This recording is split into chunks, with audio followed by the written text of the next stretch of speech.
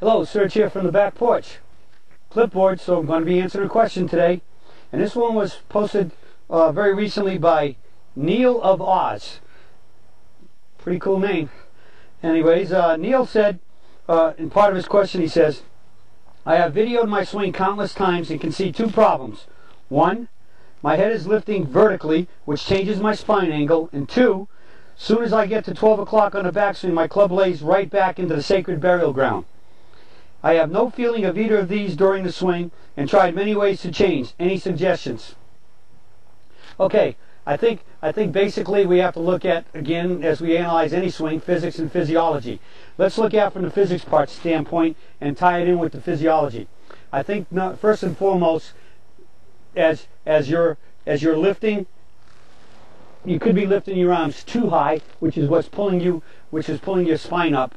And as it's coming up, I think what's probably happening is that somewhere along the line, your forward arm, in this case me being a right-hander, would be my left arm, and my left wrist are very likely changing, because as you're coming up, there's a good chance you're either A, tilting a little bit forward as you're lifting also, or if you lift up too much, it could be pushing you back towards your heels, and then losing balance a little bit. If your forward elbow or your forward wrist, either or both, start to change a little bit, and the club starts going a little heavy, now we're dealing with the law of physics of bodies in motion stay in motion, direction will put in motion until otherwise acted upon by an outside source. So somewhere along here, if you are standing up and the club is starting to go backwards a little bit and you keep lifting, that club's going to keep going. So now the weight and momentum of the club is also trying to pull you backwards. And I think in many cases your arms will begin to collapse because if you keep them straight and keep going that way, you'll fall backwards. So I really think that the left arm and the wrist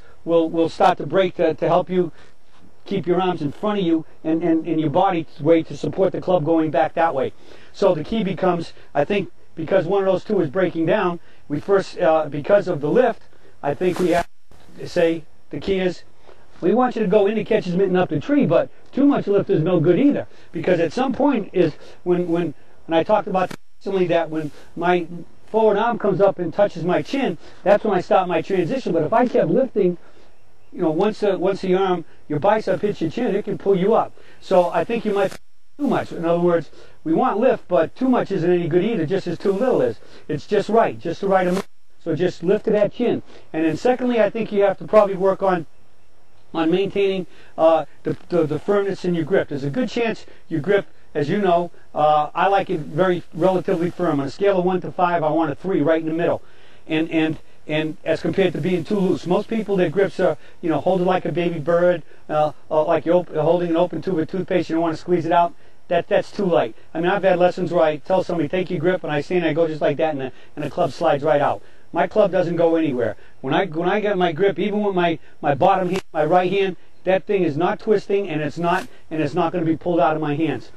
But many of us are told, all right, you want a relatively firm grip in your top hand, but your bottom hand, the right hand for right-handers, is the one that causes all the problems down here. So don't hold on to it. You want equal pressure in both hands. It's like pulling a church bell. When you go to pull that church bell and you grab onto it, when you're ready to go and pull, is one hand tighter than the other? No, they're the same. And when you pull the church bell down, are you pulling one arm harder than the other? No. You're pulling with the same force on. And when the church bell pulls you back up, does it pull up one hand faster than the other? No, they're all the same. So you want equal grip pressure. And so when I squeeze and firm up on a grip, I get into my swinging grip pressure, boom, and I, so to speak, grip down, my grip pressure goes from here to basically right about up to just below the elbow. And it's equal on both hands. So I think the key here is that if you make just the right amount of lift, the chin touches the forearm, and you keep the club vertical. The club is in the mitt and up the tree vertical. It's not going behind you. You will find that's the situation, and it might be just as much an issue of not enough firmness in the grip, and especially in the bottom hand, because many people try to keep the top wrist firm, and they get up in. If the bottom wrist goes ahead and starts to break down, same thing. You're in that same problem. You're going deep, and momentum is going to keep it going that way. So the last drill would be, again, if you had a butt on the wall, just this rail came all the way up, in the mitt and up the tree. You should never touch it, even with a driver. You put your back up to where your butt is touching it, and in the mitt and up the tree. And that'll start teaching you where it is. And you just have to find the right grip pressure to maintain all this, and the right amount of backswing where you're not lifting so much, your arm so high that it pulls your spine out of its angle at address.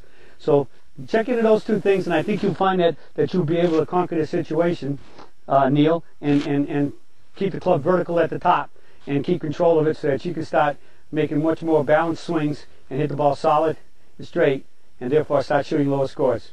Well, that's it for the search for today, and I'll be talking to you all again soon.